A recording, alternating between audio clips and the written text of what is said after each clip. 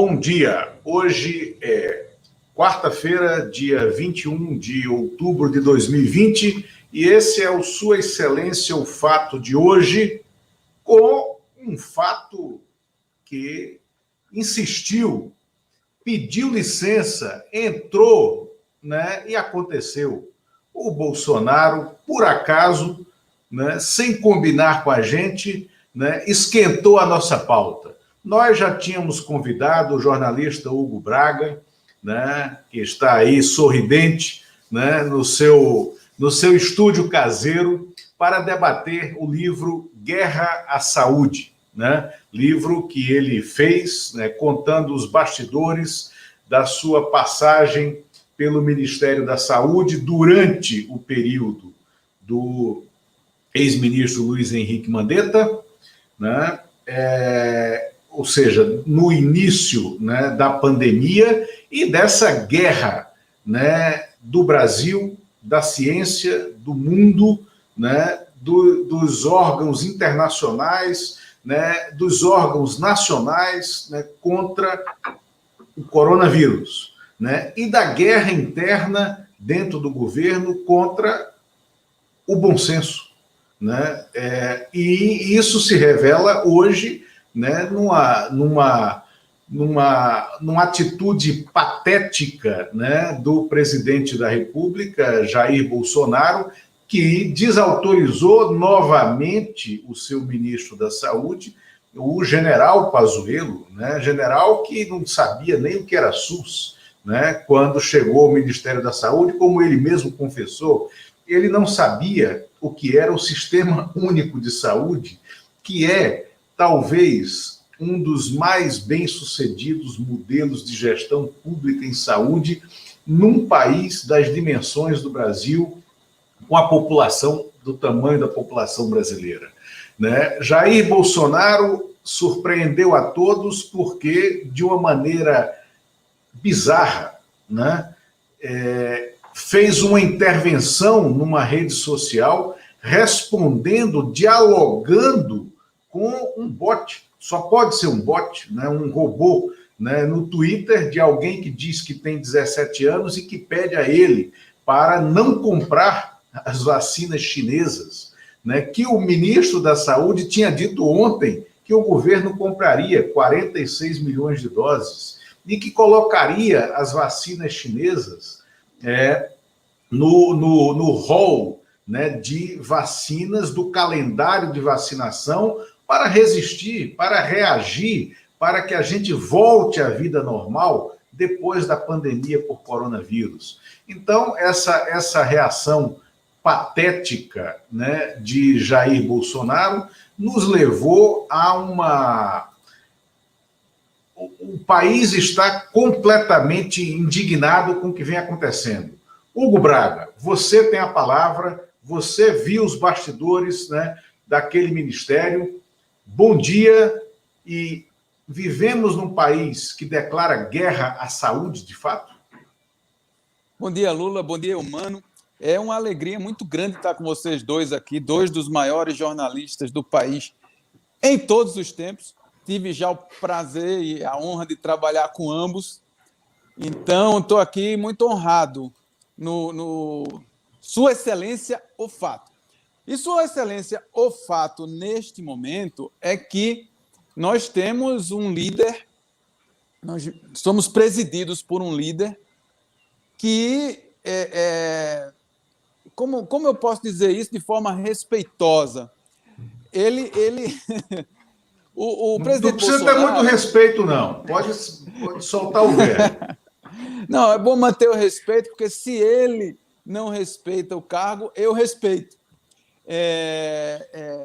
O presidente, ele nem sempre se cerca dos melhores conselhos ou segue o conhecimento que a humanidade formou a respeito dos assuntos.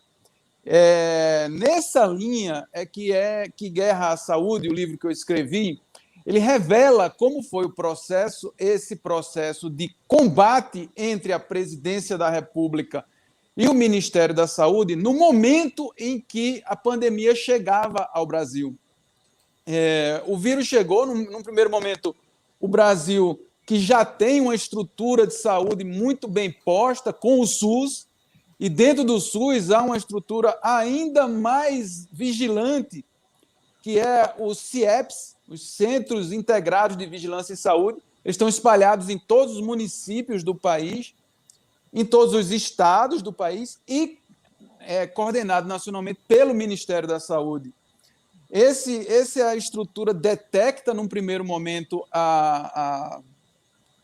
uma pneumonia de origem não conhecida na China, antes mesmo de as autoridades chinesas admitirem, antes mesmo de a Organização Mundial de Saúde admitir. É o Brasil quem provoca essa discussão. Então, o Brasil, tecnicamente, se põe à frente do mundo no começo da pandemia. Tudo isso depois é jogado no ralo por causa da guerra à saúde. Eu tenho uma opinião muito específica sobre o que motivou a guerra à saúde, mas isso a gente vai falando mais para frente. Hugo, você tem uma experiência larga já em assessorias de imprensa e você viveu ali, junto com o ministro Mandetta, alguns momentos tensos aí de como o Brasil, nessa administração do Brasil aí em relação a essa questão da pandemia. Qual foi o momento para você mais tenso ali nos bastidores naqueles momentos? Mano, eu acho que se a gente for buscar um momento específico, é óbvio que houve todo um período longo de tempo em que o estresse foi se tornando mais agudo a cada momento. Mas se eu for pegar um momento específico, foi na segunda-feira, que a gente chama de dia do fico, que é o dia em que o Mandetta acordou demitido, com o ministro, um ministro ad hoc, vamos dizer assim, que era o Osmar Terra, dentro do Palácio do Planalto, com o presidente da República, participando de reuniões a respeito da pandemia. E, ao longo do dia, ele vai sendo desdemitido pelos generais do Palácio, que começam a aconselhar o Bolsonaro que aquilo seria um risco tremendo. Nesse dia, houve panelaços pelo país a favor do ministro da Saúde, contra o presidente da República. E esse dia foi um dia de tensão total no Ministério. Hugo, um momentinho, mano. O ministro Mandetta, que eu também conheci como parlamentar, um parlamentar conservador, um parlamentar de direita. Tive a oportunidade de ter 2 ou 3 reuniões com ele em 2018, durante a campanha eleitoral. O Mandetta, ele tinha já simpatia por Bolsonaro, mas ele tendia a votar no Alckmin ou no Rodrigo Maia, se o Rodrigo Maia tivesse sido candidato a presidente, ou no Luciano Huck. Numa dessas reuniões, ele se voltou fortemente contra o Sistema Único de Saúde e contra a estrutura de saúde pública e também contra o Mais Médicos, o programa Mais Médicos, né? E contra os médicos cubanos no Brasil. O Mandetta é um político conservador, é médico, né? Tem uma formação também em gestão, em administração hospitalar, né? Fez uma carreira, se não me confundo, muito próxima da Unimed e também do pessoal do Einstein. Chegou ao Ministério da Saúde e uma das primeiras canetadas dele foi destruir o programa Mais Médicos. Mas ele construiu um programa chamado Médicos pelo Brasil, que o seu desenho teórico, não sei como é que está a implantação desse programa, mas o seu desenho teórico é bom, não é ruim, tá? Se ele desse certo, pelo que eu li, ele poderia, inclusive, ser até melhor do que o Mais Médicos. Mas o fato é que ele tinha essa visão uma visão conservadora, uma visão também contrária à medicina pública, né? Mas ele muda no início da pandemia. Como é que foi essa percepção, né, do Mandetta em relação aos benefícios que a medicina pública e que essa visão, que é uma visão mais social da medicina e do Estado atuando na saúde, em que momento isso se deu? Como é que foi essa conversão do Mandetta no exercício do cargo? Lula, essa pergunta é importante até para mim esclarecer um pouco a questão do livro, porque é uma questão que não é abordada no livro. O livro Guerra à Saúde trata é uma espécie de inventário detalhado, muito detalhado, sobre as políticas de enfrentamento do Ministério da Saúde à Covid-19 e o embate da presidência da República a essas políticas. A questão da formação política do ministro, das posições anteriores dele à entrada no Ministério, não são tratadas no Guerra à Saúde. Mas o que eu posso testemunhar aqui, já que eu estava, de antes dele chegar no Ministério, eu já estava lá, então eu fui mantido por ele no Ministério, é que em nenhum momento, desde o dia 1 que eu o conheci, eu ouvi dele nada que fosse contrário ao sistema público de saúde. Pelo contrário, ele sempre, dentro do Ministério, se mostrou, se revelou, fez questão de se revelar um entusiasta do sistema público de saúde e mais, se dizia absurdamente motivado por estar na gerência nacional do Sistema Único de Saúde. Ele chamava CEO do SUS. Eu sou muito orgulhoso de ser o CEO do SUS nesse momento. Então, eu não tenho informação sobre essa oposição dele ao SUS. Eu tenho o testemunho do que eu vi. E o que eu vi foi isso.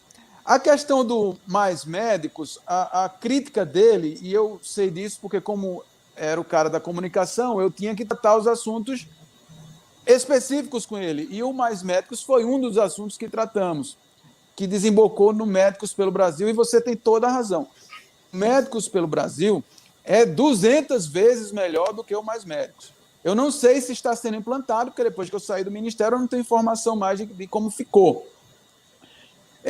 A crítica dele, com a qual eu concordo hoje, é a de que um programa de medicina pública, de atendimento público, como era o Médicos pelo Brasil, que buscava colocar o profissional médico na ponta, em lugares não atendidos pelo SUS, não podia ser baseado numa relação de trabalho daquela. E a relação de trabalho que ele se referia é aquela em que o profissional ficava com pouco do salário que lhe era pago. A maior parte do salário, 90% do salário, ficava retido no governo cubano. E ele dizia que era um programa absolutamente desestruturado. A qualquer momento poderia ser rompido, dada a fragilidade dessa ligação trabalhista entre o contratante, que era o Ministério, e o contratado, que era o médico. Ok, mas isso aí era uma oposição até ideológica, até porque o programa cubano, só para a gente também não ficar discutindo isso o tempo todo aqui, porque não é o objetivo desse programa de hoje, mas o programa cubano é um programa do governo de Cuba, e da mesma forma que o Brasil contratou os médicos cubanos nesse formato, o Canadá fez isso, né? No Canadá, Estados Unidos fizeram isso para uma questão específica americana, contratando, né, se eu não me engano, Portugal e países africanos, como Angola, Moçambique, fizeram esse tipo de acordo que tinha a chancela, sempre teve, da Organização Mundial de Saúde. Então, não era nada ilegal. Agora, aqui se ideologizou esse formato de contratação, porque isso foi ideologizado no período em que estava se formatando a derrubada da Dilma, né, que foi quem criou o programa Mais Médicos. Até porque, lá atrás, em 96, 95, 96, o governo do Cristóvão Buarque, no Distrito Federal, contratou os médicos cubanos para o programa Médicos de Família, que foi um sucesso no Distrito Federal naquela época, nesse mesmo formato. Então, era um formato consagrado, mas só para consignar essa questão aqui, né, para não passar batido, porque o Hugo, viu, só uma observação, mano, o Hugo, que também trabalhou como assessor, tal, na liderança do governo Lula, na Câmara dos Deputados, trabalhou com o deputado Luizinho, professor Luizinho, que era líder na época, e eu que convidei, chamei o Hugo para trabalhar lá, eu dava uma consultoria para alguns parlamentares naquela época, e o Hugo me perguntou assim, bom, tudo bem, eu topo, eu aceito, tal, mas você avisou o Luizinho, né, que eu sou de direita? Aí eu falei o seguinte, ô Hugo, e tu acha que tem alguém de esquerda nesse governo? Não tem, não é exatamente isso, isso não vai ser problema, né? Então, só para consignar aqui, como nós temos as nossas discordâncias ideológicas, né? Historicamente, você é um capitalista, né? Empedernido, né? Um homem conservador, né? Conservador na visão ideológica, não nos costumes. Eu já ia protestar, eu sou progressista nos costumes. Exatamente, não nos costumes, mas vamos continuar. Então é isso, o Mais Médicos, a crítica do Mandetta era essa, e o que ele propôs no lugar, que é o Médicos pelo Brasil, foi aperfeiçoar essa ligação trabalhista entre o contratante e o contratado. Fazer uma contratação com carteira assinada, não seriam funcionários públicos, portanto, com um programa de progressão ali, né, salarial e de formação. Todos os participantes seriam pós-graduados em medicina da família após passarem certo período no programa, e os salários seriam bem altos, chegariam, se eu mal lembro, a 30 mil, 30 e tantos mil, o que é um belo salário, sobretudo para o médico início de carreira que vai trabalhar no interior.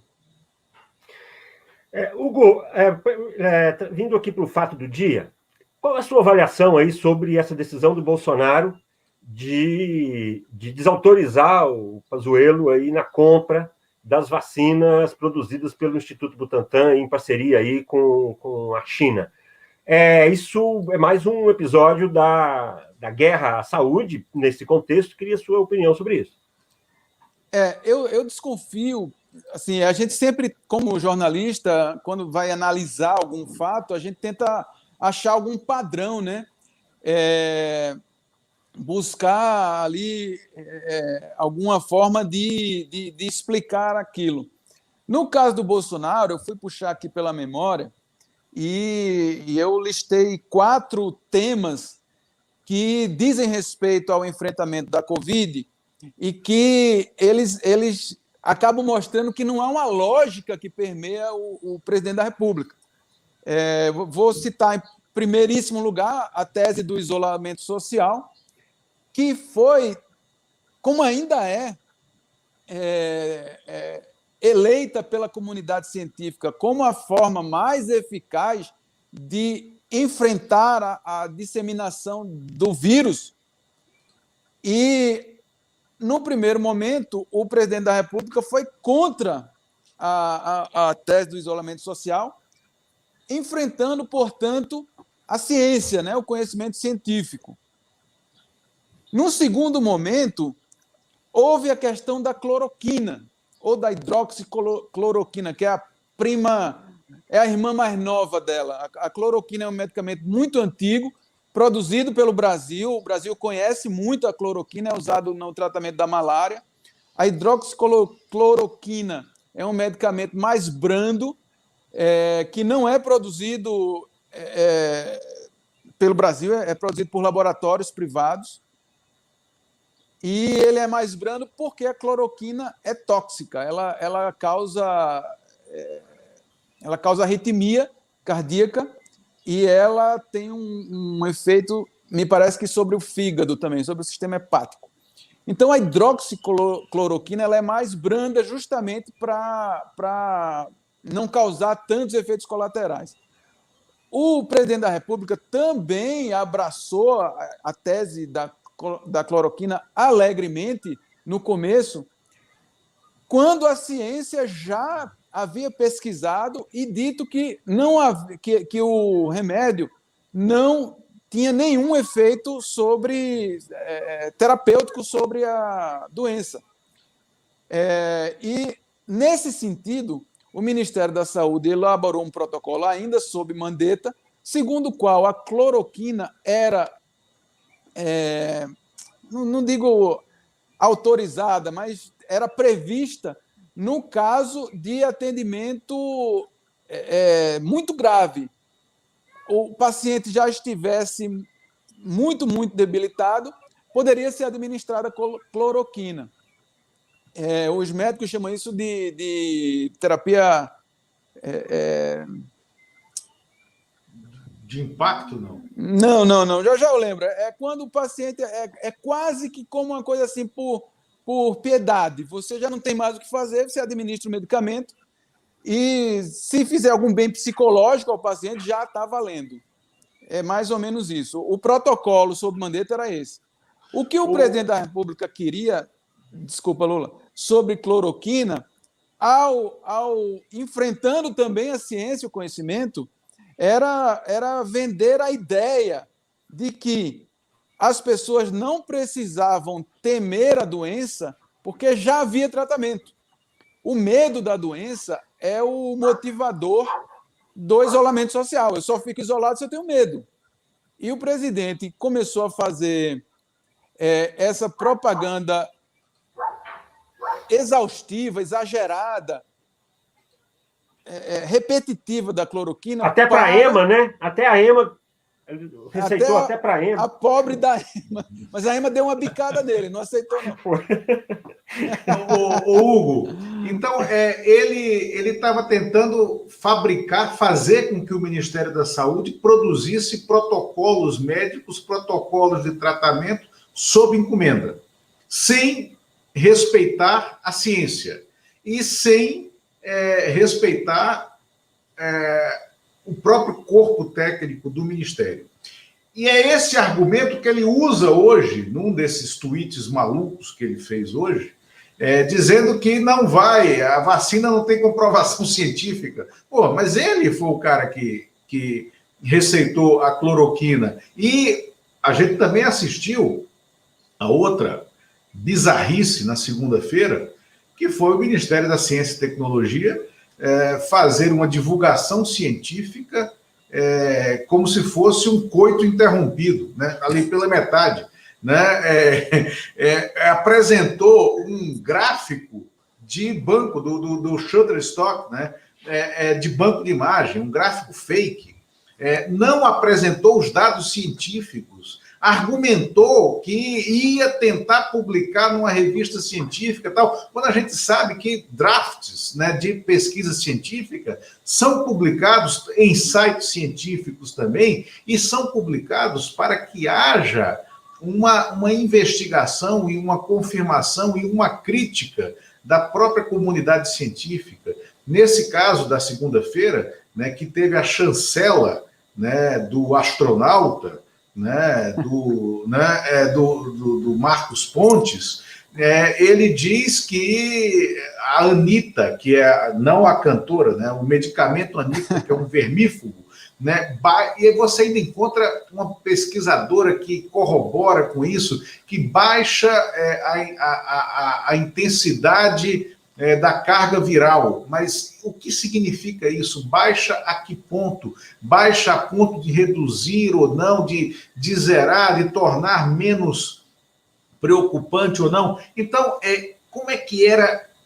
Descreva um dia normal de crise do Ministério da Saúde? Porque você ainda ficou alguns dias sob o Nelson Taik, não ficou? Com o Taik? Não, o Taik... Como é que era um dia típico? Como é que vocês tinham que fazer comunicações lá? Não, olha só, no dia que eu conheci o Taik, eu pedi demissão para ele e aí ainda demorou um tempinho para ele me demitir. Assim, eu não trabalhei com o Taik efetivamente, não participei de uma discussão, não soube de nada. Mas soube... Ainda bem, porque você não saberia para onde olhar, né? Se olhava para cima, para baixo, para o lado. Soubemos ali pelos amigos que o Taik também saiu do Ministério exatamente por se negar a assinar o protocolo da cloroquina, que é uma maluquice. Quem, por fim, assinou foi o general. E aí eu tinha dito que tinha listado aqui 4 temas que eu tinha puxado pela memória para tentar enquadrar as decisões do governo em alguma lógica, e os outros dois eram justamente Anitta e Coronavac, que é o de hoje e o de segunda-feira. E a conclusão que eu cheguei é que não há nesse governo lógica. Não há lógica, a gente não pode explicar querendo... Não há padrão. Não há um padrão, não há uma diretriz formada que é seguida. Ela vai... Mas qual a lógica disso, Hugo? Não, a única coisa que explica, de alguma medida, em alguma medida isso tudo, é que o presidente da República é uma criança ciumenta e age como uma criança ciumenta. No primeiro momento, ele ficou com ciúme do Mandetta, a minha opinião é essa, e eu a ancoro em fatos ao longo do livro Guerra à Saúde. E a questão do Coronavac, a encrenca dele é com o Dória, porque o Dória se lançou à presidência e virou inimigo mortal dele. Então, tudo que o Dória faz, ele faz ao contrário. É uma coisa birrenta. Não tem a ver com uma alta política, não tem a ver com a ciência política, nem com a ciência de saúde, nem com Não, é ciúme. Ciúme, o cara é ciumento. E o ciúme dele é que governa o país, o que é, assim, não sei se é o melhor dos sentimentos a motivar o líder da nação, né? Hugo, como é que foi o episódio, o estopim, o momento em que o Mandetta diz, não, agora não dá mais, joga a caneta sobre a mesa e vai embora, né?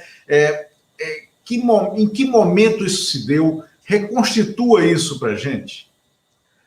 Lula, foi num sábado de manhã, dia em que o ministro da Saúde e o presidente da República foram juntos a uma obra na cidade aqui próxima, em Águas Lindas, onde estava sendo construído um hospital de campanha. Seria o primeiro hospital de campanha.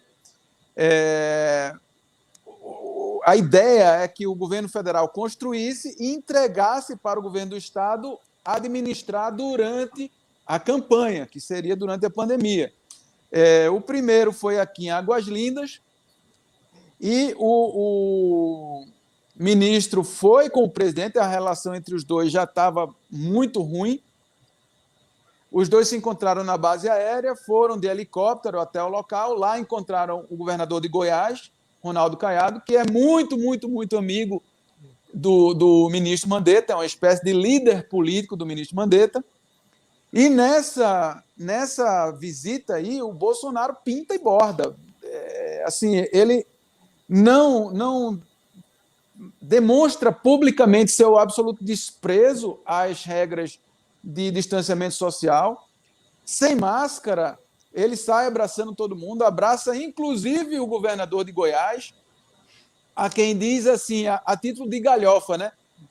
Vamos logo infectar todo mundo, que é a ideia por trás da imunidade de rebanho. E sai dali, o local da obra está cercado, ele fura o cerco, vai ao encontro da população que está fora do cerco, abraça todo mundo, sai andando, apertando mão. E aí os telejornais fizeram festa nesse dia, né? E o Mandetta saiu furioso desse local, foi questionado pela imprensa disse, olha, não posso fazer nada, cada um faz o que quer, mas ele saiu sinceramente furioso. Só que o Mandetta tinha a crença ou a opinião de que não pediria demissão de jeito nenhum, de que ele pedir demissão seria ruim para o SUS, ruim para o enfrentamento à pandemia. E aí, no dia seguinte, ele dá uma entrevista ao Fantástico e que sela o destino dele no governo.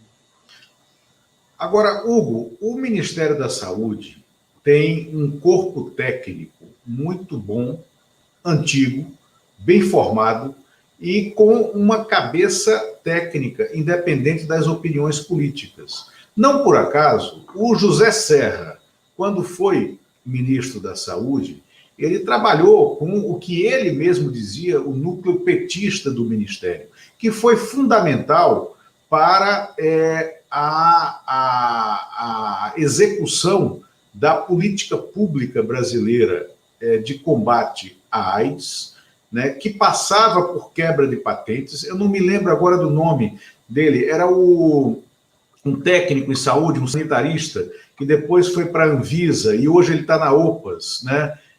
Até pernambucano ele. Jarbas Barbosa. Jarbas Barbosa foi um dos condutores dessa estratégia lá dentro, apesar de ser uma personalidade ligada historicamente ao PT, foi candidato a deputado federal, foi deputado estadual e candidato a deputado federal pelo PT em Pernambuco, um técnico de esquerda. O Serra levou para lá o Gonzalo Vecina para conviver, que é uma personalidade do PSDB, mas com uma cabeça mais à esquerda e que fez teve uma relação de convivência com esse pessoal muito profunda. O Serra aproximou o Drauzio Varela, né, desse corpo técnico, e o Drauzio Varela também fez um meio de campo. Então, não houve uma ruptura mesmo, estou falando de um governo do PSDB, que foi mantido na gestão do Vargas Negri, né, que foi mantido por todos os ministros do Lula, também não houve uma perseguição, porque aí você tinha ali um núcleo que depois se consolidou como um núcleo tucano ali dentro, e dentro da Anvisa também. Então, quando havia governo do PT, não havia esse choque. O ministro, o último ministro da Dilma, aquele Marcelo Castro, né, que hoje é senador pelo Piauí, ele trabalhou com esse corpo técnico também, né, mas o que é que o corpo técnico achava, como é que foi a postura, o comportamento desse corpo técnico em apoio ou em confronto com o Mandetta nesse período que você conviveu? E há alguma resistência desse corpo técnico a avanços, a roubos como esse do Bolsonaro de hoje? Você acha que o Bolsonaro vai voltar atrás ou o Pazuello vai ser mais um ex-ministro da Saúde durante a pandemia? Eu estava pensando nisso, Lula. Quando eu vi o Pazuello ontem falar sobre a compra da vacina, eu formei uma convicção muito clara, quase que instantânea, que ele o fez ouvindo a área técnica. Os técnicos da saúde chegaram lá e o convenceram tecnicamente de que isso era o certo a se fazer. E ele foi e externou a posição técnica, não dele, mas da equipe, que não são os secretários, tá? Os secretários foram ele que nomeou a equipe, os chefes são todos dele. É coisa de baixo, coisa mais profunda. Eu não acho que ele será um ex-ministro. Ele é militar. Militares seguem a hierarquia cegamente. Se o presidente da República diz que não vai comprar, ele simplesmente vai obedecer. Ponto. E aqui eu não estou fazendo julgamento de valor quanto ao ministro da Saúde. Estou dizendo que é o que eu espero que ele faça. Eu estou colocando aqui uma nota de agora de manhã do Lauro Jardim falando que Pazuello está na mira de Bolsonaro. Que Bolsonaro teria dito: Pazuello quer aparecer como Mandetta. né? Tem, na sequência, tem uma segunda nota sobre isso, aonde o próprio Lauro Jardim, coisa de 40 minutos depois dessa nota, ele diz que já entraram, os bombeiros palacianos já entraram em ação para tentar segurar o Pazuello e fabricar uma nota de concordância. Eu mando. Hugo, agora, eu concordo com você que imagino que tem aí uma base técnica, mas você não acha que essa foi uma atitude extremamente política do ministro, não? Porque ele não pode ter essa ingenuidade. Ele sabia das resistências do Bolsonaro, ele sabia de todas as brigas do Bolsonaro com o Dória, inclusive do fato dele, como você bem colocou, do Dória ser visto como um concorrente aí, que ele se lançou à presidência. Você não acha que a repercussão política aí, nesse caso, é maior do que uma repercussão na questão técnica? Porque, veja bem, a população, aparentemente, pelo menos a maioria, quer vacina. No momento em que chega o presidente da República e fala não vai ter essa vacina aqui, vamos esperar outra, eu imagino que isso tenha um reflexo político negativo para o Bolsonaro. Essa posso até errar a avaliação, mas, em princípio, parece que é isso. Será que o Pazuello, você acha que ele foi ingênuo? Não acho que ele foi ingênuo. Eu acho que é preciso a gente, até num exercício de empatia, tentar se colocar como o cara que está lá. Ele é ministro da Saúde, o ministro da Saúde tem acesso a informações na área dele que a gente não imagina que ele tenha. Então, politizar uma vacina não é algo que o ministro da Saúde faça. Justamente porque ele tem muitas informações técnicas. O Instituto Butantan, que é quem está associado à Coronavac, que é a vacina chinesa, certamente chegou para ele com dados técnicos que dizem, olha, essa vacina aqui é boa, quem vai produzir é um instituto brasileiro de pesquisa, respeitadíssimo, que é o Butantan. Aliás, o principal fornecedor de vacinas do Ministério da Saúde. Por que você não quer a vacina? Eu acho que é mais nessa linha do que em qualquer outra. Politizar uma vacina é de uma burrice gigantesca. Quem está politizando a vacina não é o ministro Pazuello, é o presidente da República, o que é uma loucura. Isso, Hugo, já avançamos aqui no tempo, no nosso prazo. Uma última pergunta minha para você, depois o Eumano pode fazer, você faz as suas considerações. Você acha, Hugo, que a gente perdeu... Veja bem, você assistiu, você testemunhou, né, a chegada do coronavírus ao Brasil. Você estava presente nas reuniões de preparação do país para isso, que era inevitável e que acabou acontecendo, né? Nós entramos numa pandemia. Você acha que nós perdemos a oportunidade de reagir à altura da ameaça? Você acha que a gente perdeu a chance de erguer um muro de contenção que não iria, claro, evitar a chegada do coronavírus aqui, mas a gente poderia ter agido de forma diferente para reduzir essa tragédia de 156 mil óbitos, né, atingidos hoje, e vamos passar das 200 mil mortes verificadas, né, e desse temor, porque é um temor pela vida, né? E cada morte, ela encerra uma tragédia familiar, uma tragédia de amigos, uma tragédia de grupos, né? Eu sei de casos, eu perdi amigos, eu perdi conhecidos, eu acompanhei o sofrimento de várias pessoas, né? Pessoas que foram entubadas e passaram 80, 90 dias, não resistiram.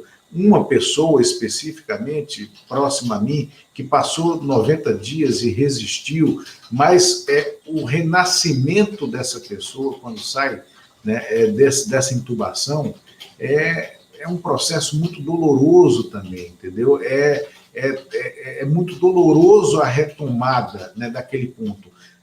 A gente perdeu essa oportunidade de ter uma postura diferente como país, né? No caso da pandemia.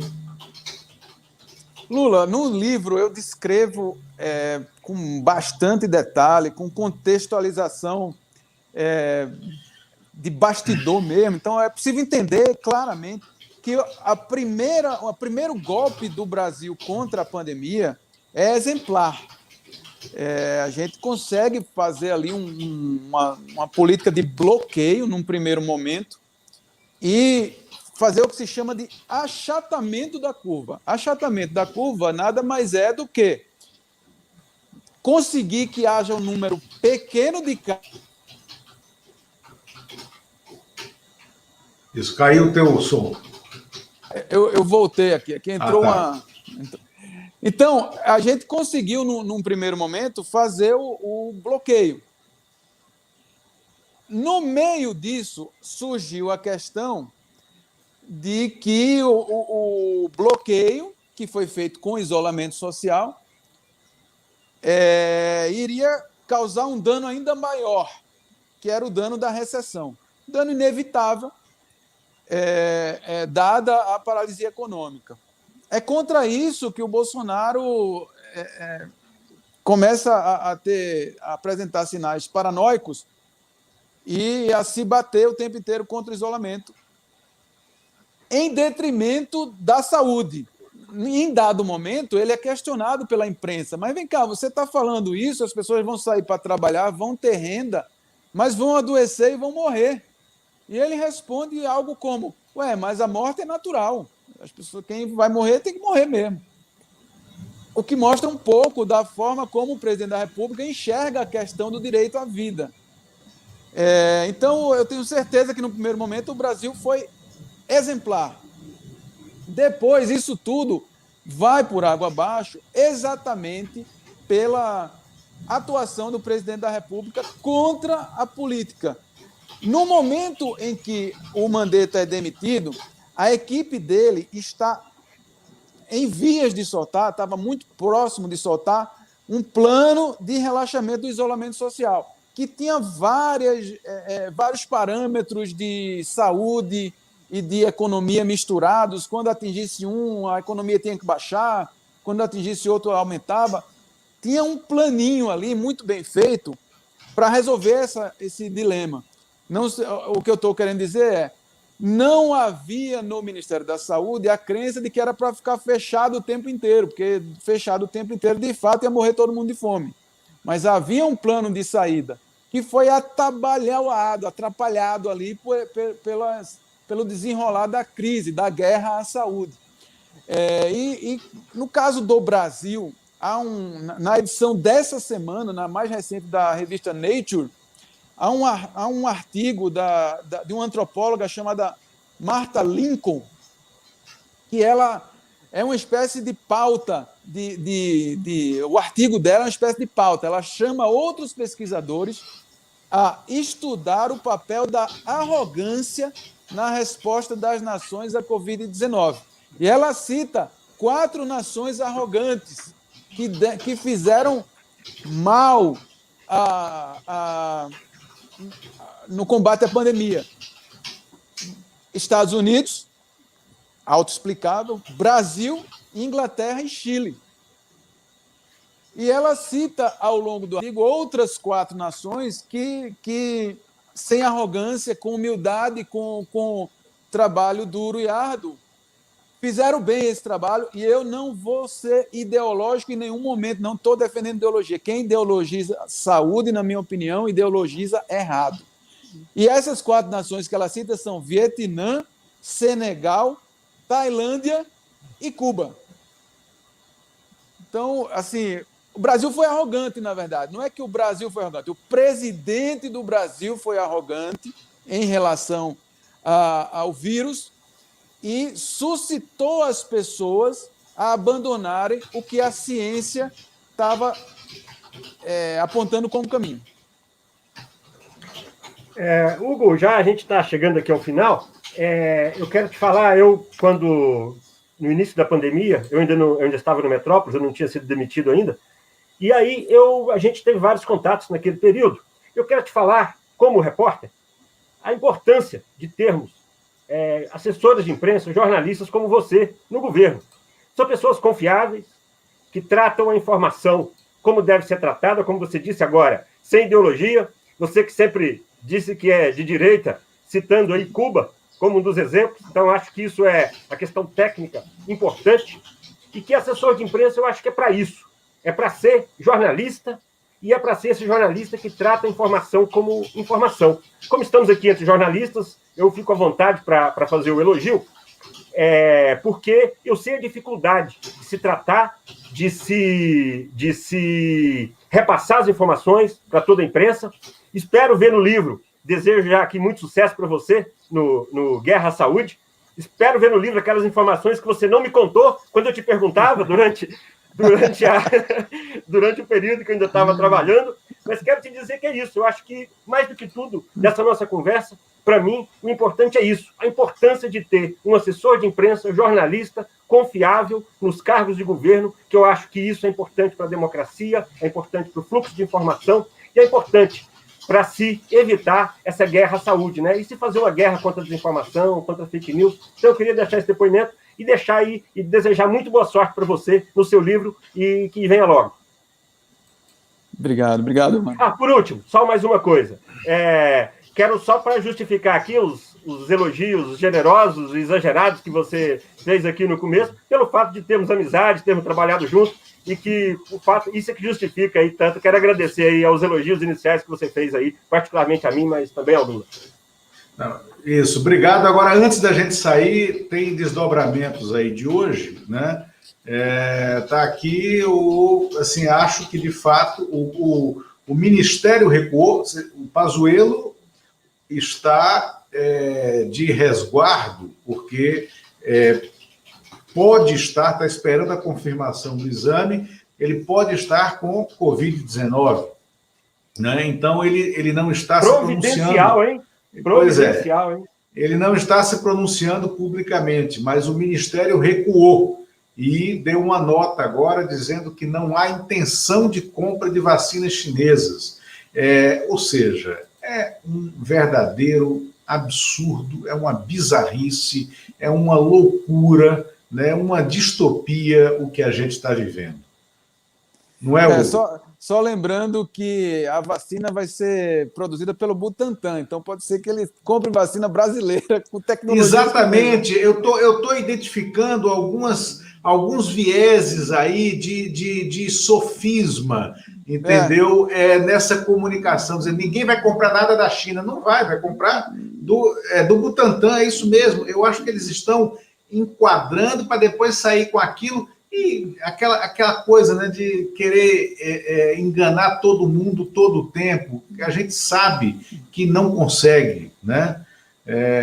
Que não consegue. Só os cretinos patológicos seguem acreditando, né, nessa personagem deletéria que está no Palácio do Planalto. Desculpem, né, mas de nós três aqui, eu sou quem mais adjetiva, né, historicamente, né? Eu adoro os adjetivos, né? Eu sei que vocês são mais substantivos. Hugo às vezes, né? Hugo às vezes, né? Meus amigos, muito obrigado. Obrigado pela audiência também, que foi muito boa hoje. Hugo, sucesso nessa empreitada do seu livro, né? Que, inclusive, pode até virar uma série ou um filme para a TV, para streaming, né? Torçamos por isso. Um grande abraço. Joia, um abraço para vocês. Obrigado. Tchau, tchau. Obrigado, tchau. Valeu.